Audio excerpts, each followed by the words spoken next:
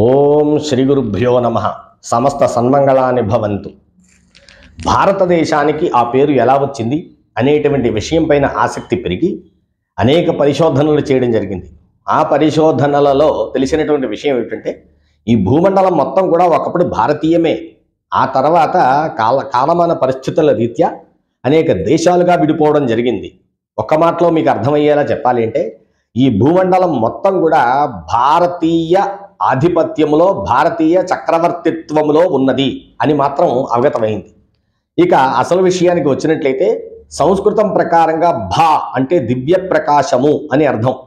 మీకు సులువుగా అర్థం కావడానికి మనకి నీరుని H2O అని ఫార్ములేటిక్ వర్డ్తో సూచిస్తారు, అలాగే O2 అని ఆక్సిజన్ని సూచిస్తారు కదా.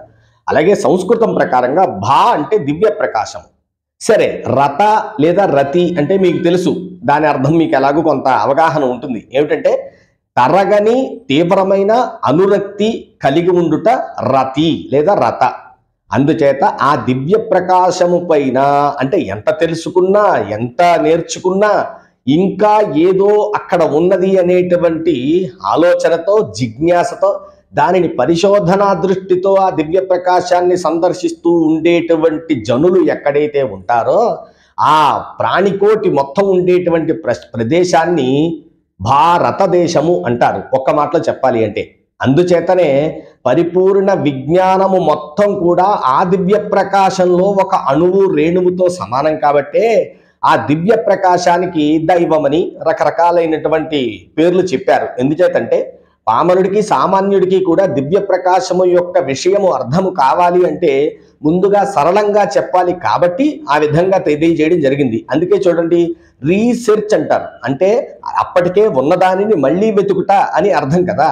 అలాగే ఆ దివ్య ప్రకాశములో ఉండేటువంటి అంశాలన్నింటినీ కూడా తరగని అనురక్తితో, ఈ తరగని అనురక్తితో అనేటువంటి విషయాన్ని ఎందుకు నొక్కి వక్కానించి చెప్పవలసి వస్తోంది అంటే కొంతమందికి చూడండి, పిల్లలకి మ్యాథ్స్ అంటే చాలా కష్టంగా బోర్గా ఉంటుంది, కొంతమందికి కెమిస్ట్రీ ఇబ్బందిగా ఉంటుంది, కొంతమందికి ఫిజిక్స్ ఇబ్బందిగా ఉంటుంది.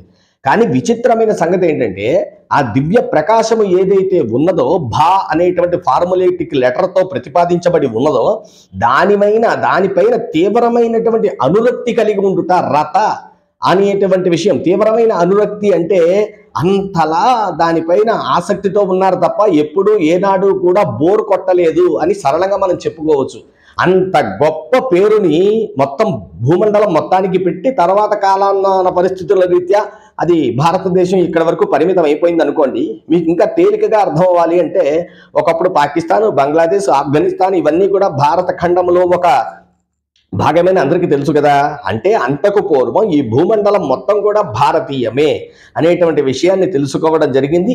ఎప్పుడూ కూడా నిరంతర అన్వేషణాభిలాషులై దివ్య ప్రకాశము కొరకు ప్రయత్నించే జనులు ఉండేటువంటి ప్రదేశములకు భారతదేశము అనేటువంటి పేరుని పెట్టారని, అది సంస్కృతము ప్రకారముగా ఒక ఫార్ములా వర్డ్ అని, అంతే తప్ప అదేదో చిన్న పేరు కాదనేటువంటి విషయాన్ని తెలుసుకోవడం జరిగింది, మీకు తెలియజేయడం జరిగింది. మరొక కొత్త అంశంతో నెక్స్ట్ వీడియోలో కలుద్దాము. శుభం భూయాత్.